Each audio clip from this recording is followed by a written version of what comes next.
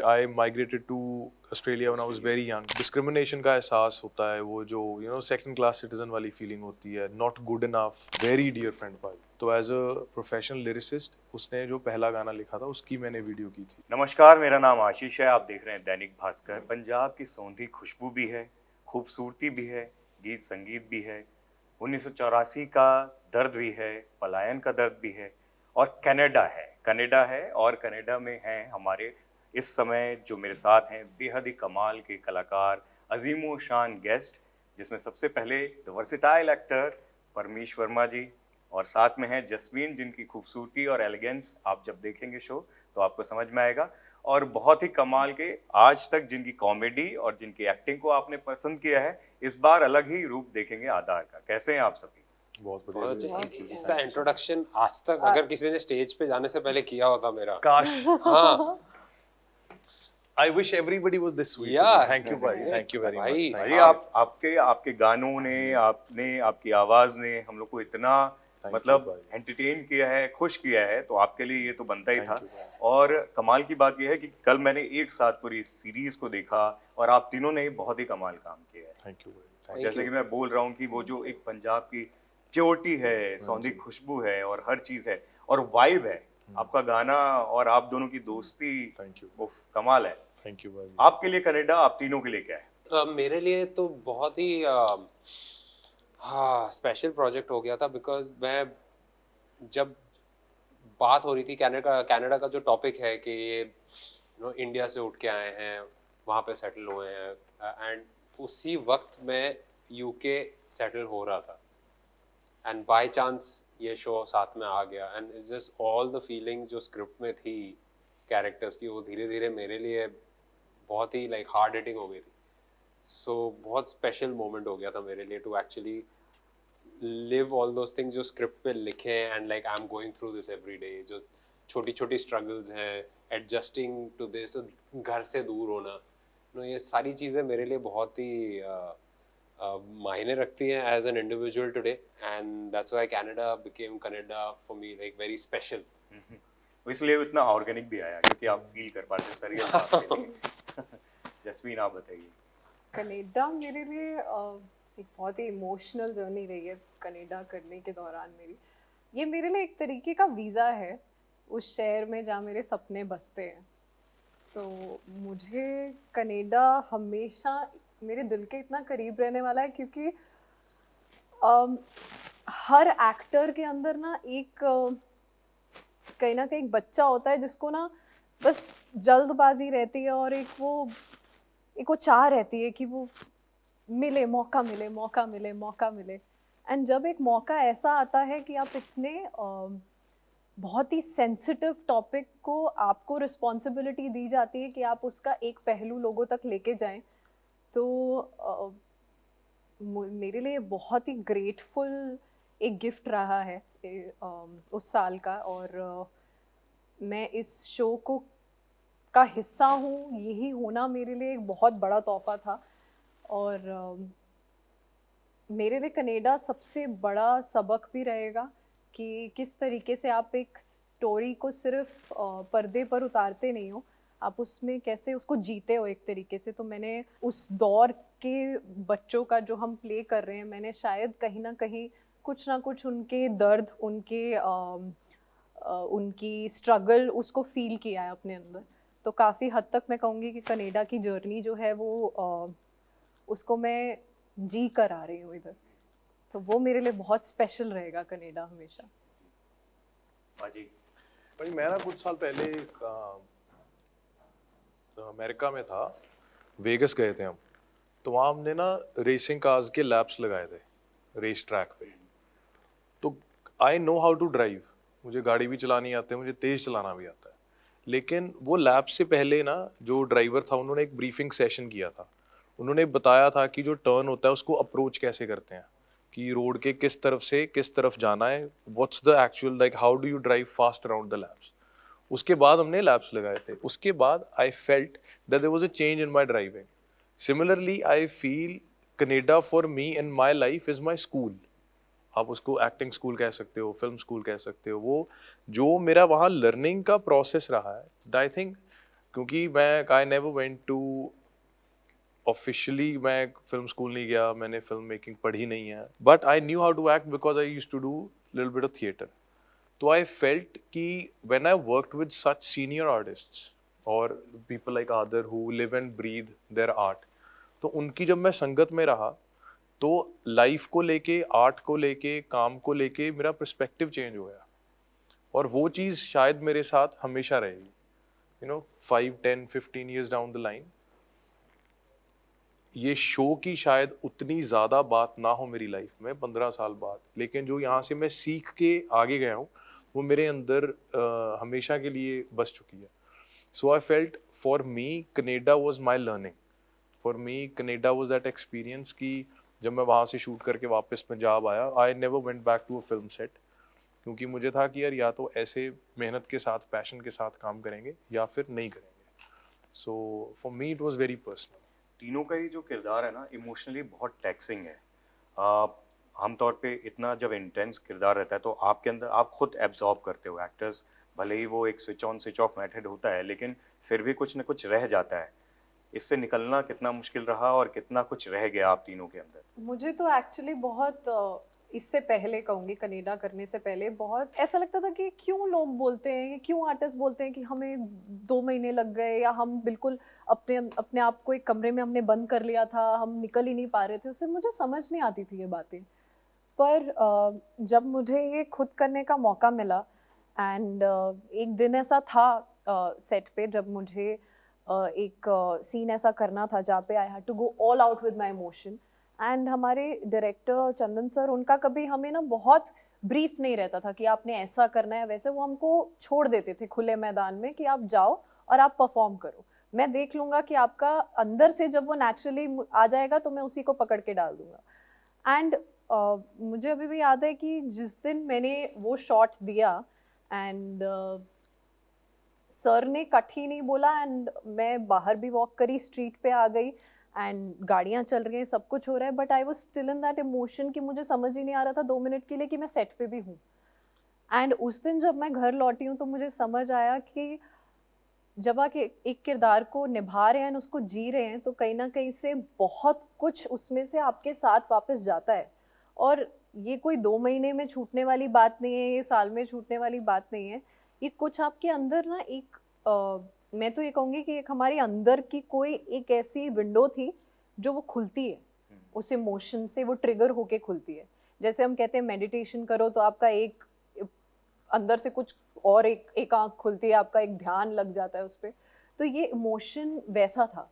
तो उसे जब वो खुलता है अंदर से तो उसे थोड़ा सा कंट्रोल करना या उसको शांत करना मुश्किल होता है. जब आप उस इमोशन में ढल जाओ एंड उससे जब बाहर निकलना हो, तो वो महसूस मैंने कनाडा के सेट पे किया. एंड पहली बार ऐसा हुआ क्योंकि आई थिंक हमें ऐसा खुला मैदान इससे पहले मिला भी नहीं था.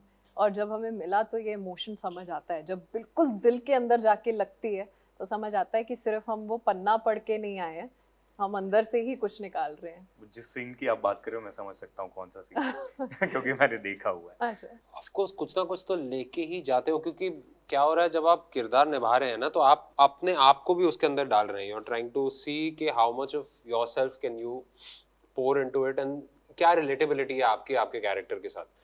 तो घुमा फिर आके ना कहीं वो एक ओवरलैप हो जाता है और आप वापस उसके साथ जाते ही हो.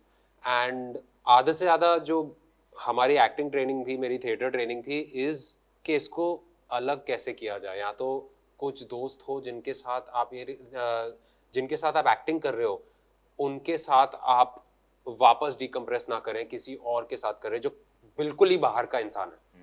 वो मेरे लिए बहुत ही फ़ायदेमंद हुआ है, मेरे लिए मुझे बहुत मदद मिलती है उससे. तो वो एक चीज़ है जो मैं हमेशा पकड़ के रखता हूँ. मेरा जो एक एंकर है, जो एक इंसान है जिसको मैं फ़ोन कर सकता हूँ कभी भी कि हे मुझे थोड़ी तकलीफ़ हो रही है यहाँ पे. एंड यूजुअली या तो वो एक्टर होता है या तो यू नो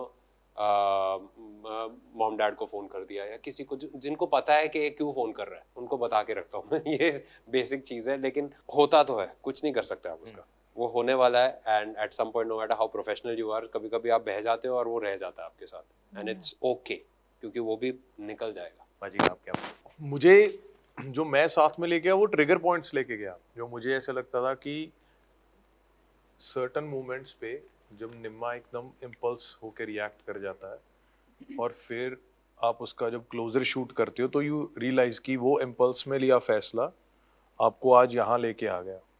सो वो जो you learn on the cost of somebody else. उसमें उनका डायलॉग भी है कि जो एक खुद एक मिसाल की कहानी बन सकता था वो कहानी बन गया, अगर मैं गलत नहीं हूँ शायद. हाँ जी. है ना ये और भी है. वो भी जब I think there is a time when DJ questions him कि तू खुश है, तुझे तू ये नहीं है, तू खुश, तू कह रहा है तू खुश है बहुत लेकिन बढ़िया हाँ. कंसंट्रेशन आप लोग का हाँ जी. सीन है, बहुत ही प्यारा. तो वो ट्रिगर पॉइंट्स मेरे साथ गए कि मुझे लगा कि यार क्योंकि who would not want to live like Nimma? हाँ. Yeah. It was such a beautiful character to play, like not giving a fuck. But then अगर आप उसको एक एग्जाम्पल के तौर पे लो उस कैरेक्टर को, तो आप बहुत कुछ सीख सकते हो उससे. So I felt more than anything, मैं वो ट्रिगर्स जो थे ना जिसपे निम्मे निम्मे ने उस रास्ते में क्या क्या गलतियां की, मैं वो गलतियां साथ ले गया. वो जो बेचैनी है ना जिस सीन की आप बात कर रहे हो, लगातार जब वो एक ढलान के तौर पे जब निम्मा का कैरेक्टर जो दिखता है और उस समय जिस तरीके से आपके अंदर का वो चल रहा है अंदर, और आपके दोस्त भी हैं साथ में, और बहुत खूबसूरती से जो हरलीन है वो बोलती भी है कि मतलब वो जज ना करना एक दोस्त हाँ को, जी. और वो कहती हैं कि ये इस समय सबसे ज्यादा उसको जरूरत है. एक समय पे उनका दोस्त भी पीछे हट जाता है लेकिन वो करते हैं, और वो दोस्त फिर जाता है और उसको जो आप सीन की बात कर रहे हैं वो कन्फ्रंट भी करता है. वो बेचैनी जो है वो कैसे, क्या प्रोसेस क्या चल रहा था और इस पानी पूरे वो किरदार बहुत को करते रियल है. वो आप जब किसी भी ऐसे फील्ड में हो जिसमें हाई स्टेक्स इन्वॉल्व है, जो चीज़ आपको एक इंस्टेंट हाई देती है ना, वो खतरनाक है. वो फेम भी हो सकता है, वो पैसा भी हो सकता है, वो स्पीड भी हो सकता है, वो कुड बी एनीथिंग. तो हमारी जो लाइफ है as an artist, we are on the stage all the time. आप स्टेज पे गए रात को 2:30-3 बजे, you are on this high and then you come back to an empty room जहाँ कोई भी नहीं है. सो the fluctuations of that dopamine release is up and down.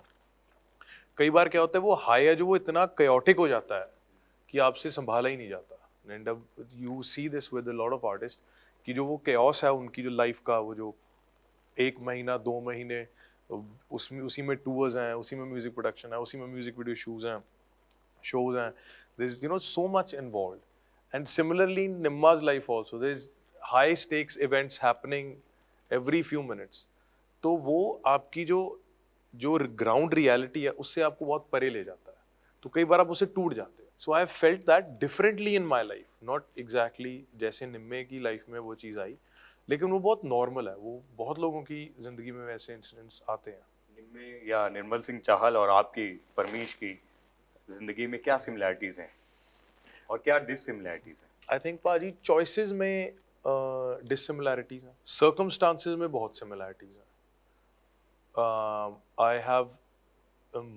I migrated to Australia when I was very young. तो मैंने वहाँ बहुत साल निकाले. बहुत ऐसा छोटे छोटे काम करके हाँ फिर जी. इस वो जगह सब पे आए. वो जो डिस्क्रिमिनेशन का एहसास होता है, वो जो सेकंड क्लास सिटीजन वाली फीलिंग होती है, नॉट गुड इनफ, तो सेल्फ वर्थ बंदे की लूज होती दिखती है, और फिर भी अपने आप को ऐसे बिखरे हुए को भी ऐसे समेट के रखना कि कोई बात नहीं बाद में जोड़ लेंगे, लेकिन इसको बिखरने नहीं देना अपने आप को, वो महसूस किया है. And even with the 84 genocide, I feel that our families have suffered. तो हमने वो फर्स्ट हैंड नहीं देखा, लेकिन we felt our family experience that pain. तो वो ट्रॉमा, वो ट्रेजेडी को मैं महसूस कर सकता हूँ किसी हद तक. बट द चॉइसेस निम्मा made I haven't experience that. But I feel कि जो हम उस कैरेक्टर को और मुझको एक करती है वो है हमारी बैक स्टोरी, हमारी वो रॉ एनर्जी जिससे आप बनते हो कुछ. I took certain decisions and I became who I am, and Nimma took certain decisions and became Nimma. So I feel जो raw material चाहिए था उस character के लिए वो मैंने इकट्ठा कर लिया था. But in order with the Nimma that you saw on screen, that is not just me. That has to do so much with our director Chandan sir, our DOP Rajiv sir, Ajay Rai sir, who's our producer, to be able to create that world where you were put in as this character. Even Nishikant Kamath ji, हाँ जी, हाँ late जी, of Nishikant course. Kamath, Like, उनका concept है उनके वो। इतने सालों की रिसर्च, उनकी इतनी मेहनत, like he put in so much hard work in it. आप तीनों के लिए सबसे चैलेंजिंग पॉइंट क्या था इस पूरी सीरीज को करने में? एक दो जगहें थी जहाँ पे निम्मा के साथ डीजे की रिलेशनशिप बहुत ही स्ट्रेस्ड हो जाती है, एंड क्योंकि वो शुरू एक बहुत ही इनोसेंट और बहुत ही Naive. हाँ बहुत ही लाइव एंड बहुत on, and they've got the dream. बहुत रेयरली होता है कि कोई आर्टिस्ट को ना उसके सारे के सारे सपने सच हो जाते हैं, और ये हो गया है दोनों के लिए, और ये छोड़ के जाने की बात कर रहा है, ज़रूरत नहीं है, खुश रह सकते हो। एंड वो डीजे को समझ नहीं आ रहा है, यार डीजे है भी थोड़ा भोला, उसको पावर नहीं चाहिए, उसको फेम चाहिए, उसको थोड़ा प्रूव करना है अपने आप को। उसका फादर इमिग्रेंट है, वो फर्स्ट जनरेशन कनेडियन है, तो उसकी अलग ही कुछ, प्लस वो म्यूजिक के लिए प्यार है उसके। हाँ वो कुछ और ही प्यार है उसे। वो वही है कि डीजे को लगता है कि वो खुश रह सकता है निम्मा के साथ, ये सारे के सारे जो उनके सपने थे दोनों ने देखा था, क्योंकि ये डीजे फर्स्ट जनरेशन इमिग्रेंट है, उसने वो देखा नहीं है ट्रांजिशन, तो उसके पास कुछ अलग ही है प्रूव करने के लिए, उसको म्यूजिक से बहुत ही लगाव है। पर एक वो भी है स्ट्रेस के, माँ बाप ने इतनी मेहनत की है यहाँ पे कनाडा आने के लिए, और ये नॉर्मल जॉब नहीं कर रहा है, कुछ और करने की कोशिश कर रहा है, तो क्या पता ही फेल हिज पेरेंट्स, तो वो एक डर है। तो वो निम्मा के साथ जब मिलता है, all his dreams can come true, and वो जब एक तरह से उसको लगता है कि ही वांट्स इट और निम्मा उससे छीन रहा है वो, एंड तब वो गुस्सा आना शुरू हो जाता है, तब वो रिलेशनशिप सार हो जाती है। सबसे इमोशनल पॉइंट क्या था? निम्मा को आई थिंक एक पॉइंट आता है सीरीज में जब डीजे को लगता है कि उसने निम्मा को खो दिया है, निम्मा ये बचा नहीं सकता, कुछ भी कर सकता, कुछ नहीं, निम्मा को बचाने के लिए डीजे कुछ नहीं कर सकता। तो I think that time DJ को आई थिंक वो एक्सेप्ट कर लेता है, और फिर उसने छोड़ दिया है उसने। आई थिंक वो जब गिव अप कर देता है, और हरलीन उस वक्त बहुत मदद करती है उसकी, पर फिर भी I don't think he somewhere given up on his best friend, जो बहुत सैड है। जी हरलीन जी, जैस्मीन बताइए, आपके लिए सबसे चैलेंजिंग पॉइंट क्या था, और सबसे खूबसूरत जो सेट से आप लेकर जा रहे हो, सबसे खूबसूरत बात, कोई वाकया जो बताना चाहो? आई थिंक चैलेंजिंग तो सबसे ज़्यादा पहली बात तो ये हो जाती है कि जब आपको एक ऐसा टॉपिक दिया जाता है रिप्रेजेंट करने के लिए, तो थोड़ा सा ये भी है कि हम लोग पंजाब से आते हैं, पंजाबी इंडस्ट्री से बिलोंग करते हैं, तो वहाँ से थोड़ी सी रिस्पॉन्सिबिलिटी और बढ़ जाती है कि आप हमारे तो घरों की आंखों देखी ये बात है, एंड हमारे पेरेंट्स ने वो चीज़ देखी है। कहीं ना कहीं हम बात कर रहे हैं कुछ, मतलब एज अ इंडिया होली कर रहे हैं, बट कहीं ना कहीं स्पेशली एम्फेसिस दिया जाता है पंजाबीज का वैंकूवर में। तो एक रिस्पॉन्सिबिलिटी बहुत है, क्योंकि कनाडा एक ऐसी स्टोरी थी, इसको हर दिन निभाने में हमें ये था कि हम जितना फिक्शन के साथ साथ चलते भी, और जितना हम इसको ऑथेंटिक रख सके, जितना हम इसको रिलेटेबल रख सके, वो एक बहुत बड़ा चैलेंज होता है किसी भी आर्टिस्ट के लिए। हरलीन के लिए भी बहुत बड़ा चैलेंज, अगर स्टोरी वाइज देखा जाए तो एक फीमेल पर्सपेक्टिव की एक जंग है अपने फैमिली और अपने प्यार के बीच चुनने की, एंड किसको अगेन ये एक बचाने की एक फाइट है कि अगर वो बचा सकती है तो किस तरीके से बचाए, और अगर वो उसे कभी चुनना ना पड़े, जो एक आई थिंक हर फीमेल की लाइफ में कहीं ना कुछ सिचुएशन ऐसी बन जाती है कि आप कहीं ना कहीं कुछ आप या तो अपने प्यार और अपने फैमिली के बीच चुन रहे होते हो, या आप अपने ड्रीम्स और अपनी फैमिली के डिसीजंस के ऊपर चुन रहे होते हो। तो वो कैरेक्टर का भी चैलेंज यही था कि किसी भी फीमेल सेंटिमेंट को ना हर्ट करते हुए उनको कितना हम रिलेट करा सकते हैं इस चीज़ से, कितनी लड़कियां हरलीन में खुद को देख सकती हैं, एंड अगर उससे वो लेके जा सकती हैं कि हरलीन जिस तरीके से ओवरकम करके अपने एक ठान लेती है कि मैं अपने लिए अपने कंफर्ट जोन से बाहर निकल के अपने लिए एक लाइफ बना के रहूँगी, एंड नो मैटर वो जितना मर्जी किसी से प्यार करे, she has to choose the right path, and वो उससे भी लेके आएगी उस जगह। तो वो अगर कोई लड़की भी सीख जाएगी तो मेरा चैलेंज तो कंप्लीट हो जाएगा। एंड घर में यही लेके जाती हूँ कि बहुत सेंटिमेंट्स थे ऑन सेट, इस स्टोरी के दौरान बहुत सेंटिमेंट्स थे, तो काफ़ी डीपर मैं समझी हूँ एक रिश्ते को, स्पेशली जब आप एक प्यार का जो रिश्ता होता है। एंड इससे पहले एक ना ऐसे लगता है कि कपल्स और लव लाइफ थोड़ी सी केक वॉक लगती है, but this was the real deal. अब समझ आता है कि ओ व्हाट इफ वो इंसान ऐसा टर्न हो जाए या वो बह जाए, व्हाट विल यू डू। तो वो चीज़ बहुत समझ आई है, प्यार के आई थिंक मायने बदल चुके हैं क्या मेरे बात लिए। है। पाजी, आंटी का सबसे एक प्यारा चीज था आपके अंदर, वो जो बियर्ड थी वो हटा दी, इससे चैलेंजिंग बात और क्या थी? नहीं, बियर्ड तो इतनी चैलेंज नहीं थी पाजी।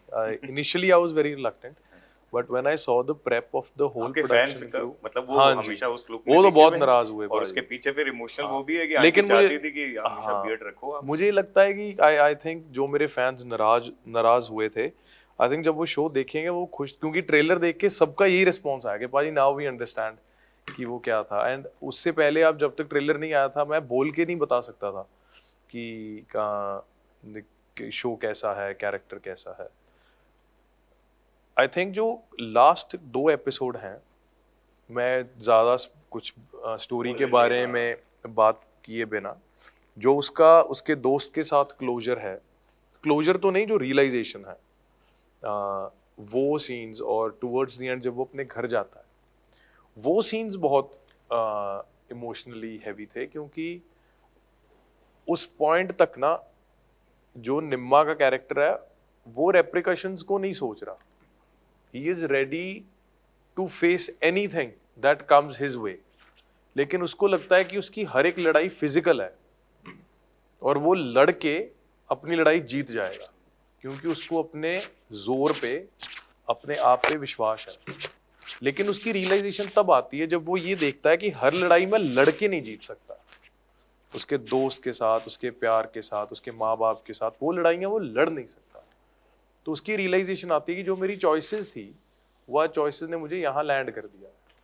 और उस पॉइंट पे जो गाना है सा, वो सा उसी चॉइसेस के बारे में बताता है कि धन दा की मान कोले गन दा की मान, कि पैसे का भी मैं क्या करूं, मैं अपनी गन का भी क्या करूं।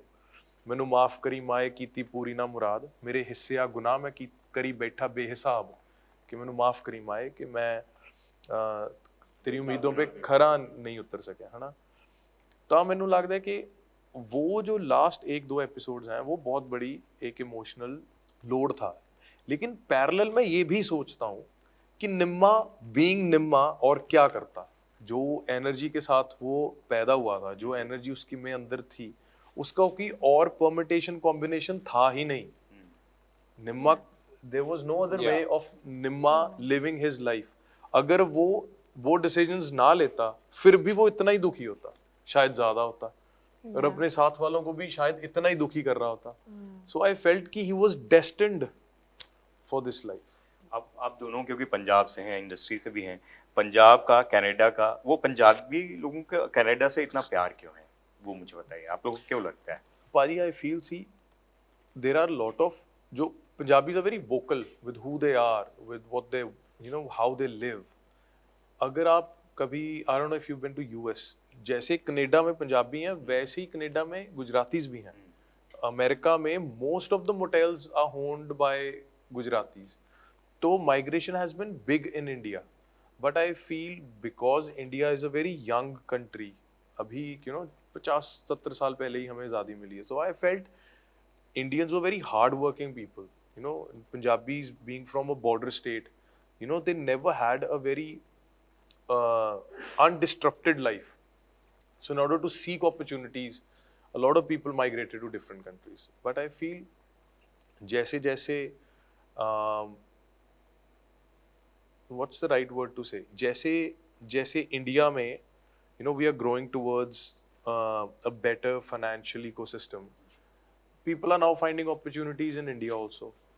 And I have a lot of friends who are born and raised in Canada of Punjabi descent, who are moving back to Punjab, working in Punjab. For example, our director for our next film is born and raised in Canada, Punjabi, who's been living in Punjab from past 10 years. वो पंजाब में रह रहा है और वो पैदा Canada का हुआ है.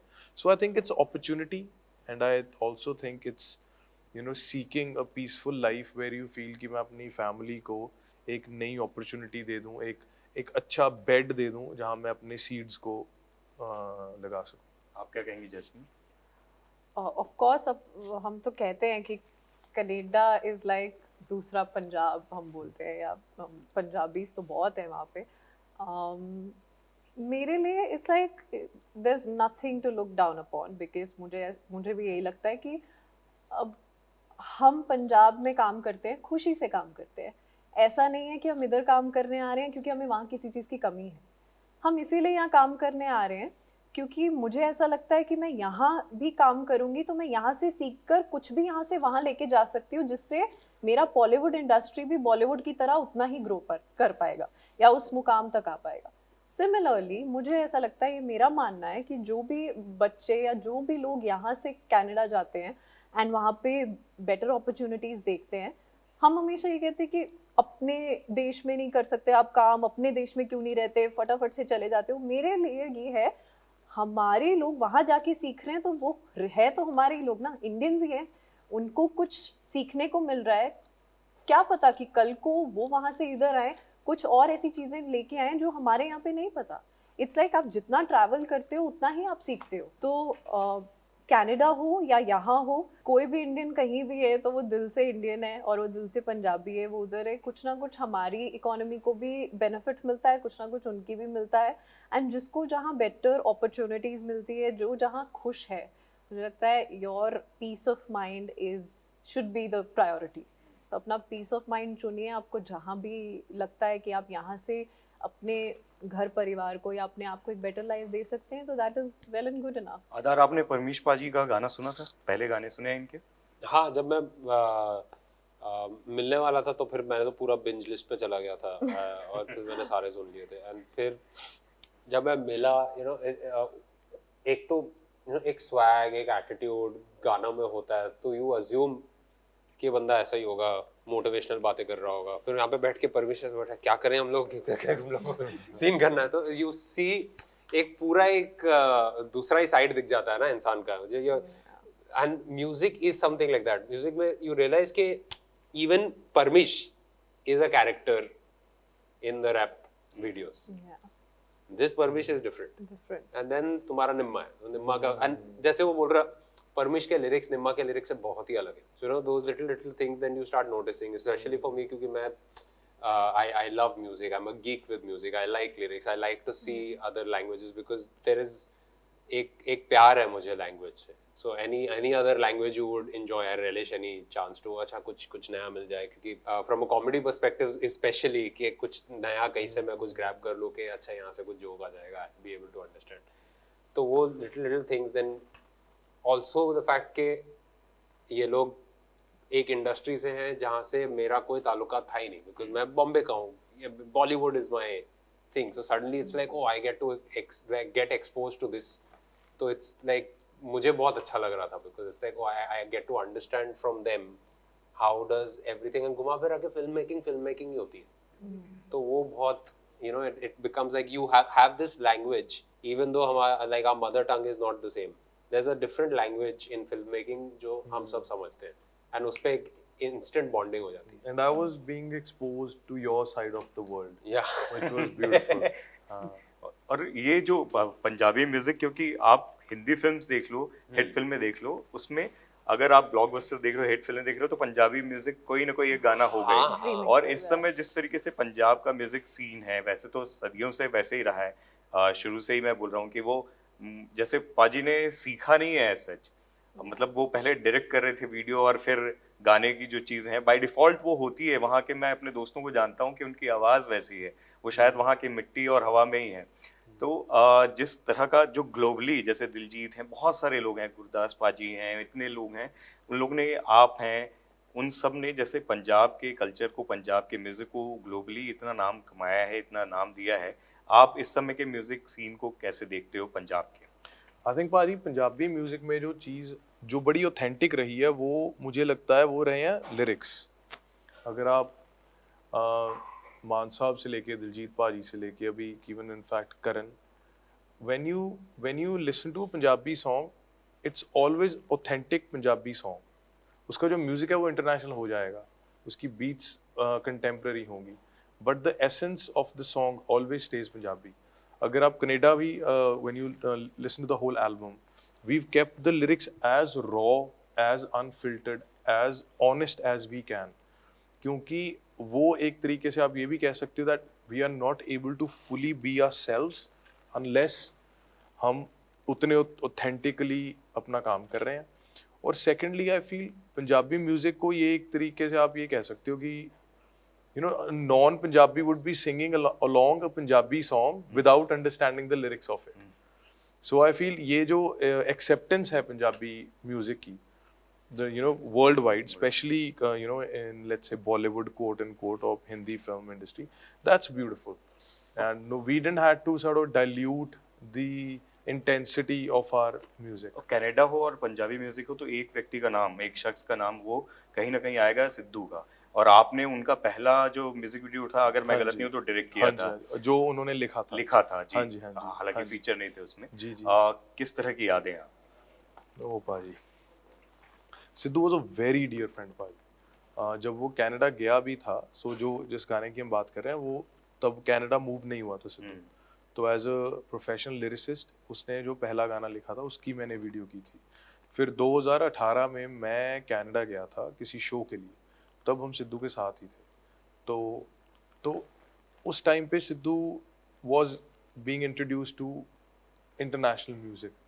तो वो यूट्यूब से international beat, he would play that beat and he वो गाना ऐसे सुनाता था, वीरे गाना सुनो, and he would play a song on the beat, और फिर वो लाइव उस बीट पे गाना सुनाता था. आई स्टिल रिमेंबर उसका गाना था टोचन, अभी रिलीज नहीं हुआ था, तो उसने ऐसे लाइव सुनाया था गाड़ी में.